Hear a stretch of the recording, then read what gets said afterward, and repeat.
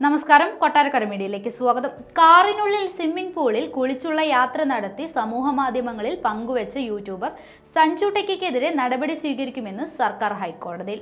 വാഹനത്തിന്റെ registration റദ്ദാക്കുമെന്നും licence 1 വർഷത്തേക്ക് suspend ചെയ്യുമെന്നും സർക്കാർ ഹൈക്കോടതിയെ അറിയിച്ചു. ദൃശ്യങ്ങൾ യൂട്യൂബിൽ പോസ്റ്റ് ചെയ്തതിന് ക്രിമിനൽ കേസെടുക്കുമെന്നും പിഴ ഈടാക്കുമെന്നും സർക്കാർ വ്യക്തമാക്കി. സർക്കാർ ഹൈക്കോടതിയിൽ സമർപ്പിച്ച നടപടി റിപ്പോർട്ടിലാണ് ഈ കാര്യങ്ങളുള്ളത്. നിയമലംഘനങ്ങൾ നടത്തുന്ന വാഹനങ്ങൾക്കെതിരെ കർശന നടപടി സ്വീകരിക്കുമെന്നും മോട്ടോർ വാഹന വകുപ്പ് അറിയിച്ചു.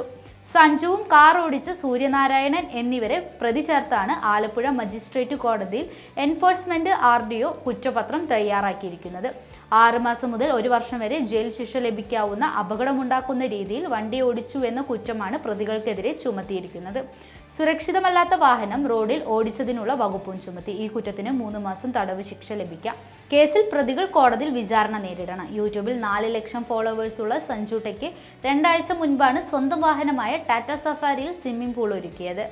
കാറിന് നടുവിലെ 2 സീറ്റുകൾ മാറ്റി പകരം പ്ലാസ്റ്റിക് ടാർപോളിൻ കൊണ്ട് സ്വിമ്മിംഗ് പൂൾ തയ്യാറാക്കി. തുടർന്ന് 3 സുഹൃത്തുക്കൾക്കൊപ്പം അമ്പലപ്പുഴയിലെ റോഡിലൂടെ കാറിനുള്ളിൽ കുളിച്ചുകൊണ്ട് യാത്ര ചെയ്തു.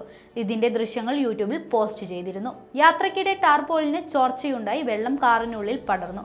എഞ്ചിനിലടക്കം വെള്ളം കയറി. വശത്തെ സീറ്റിലെ എയർ ബാഗ് പൊട്ടിത്തെറിക്കുകയും ചെയ്തു. ഇതോടെ ഇവർ വെള്ളം മുഴുവൻ റോഡിലേക്ക് ഒഴുക്കിവിട്ടു. യൂട്യൂബിലെ ദൃശ്യങ്ങൾ ശ്രദ്ധയിൽപ്പെട്ട RDO എൻഫോഴ്സ്മെന്റ് വിഭാഗം കാർ കസ്റ്റഡിയിലെടുക്കുകയായിരുന്നു.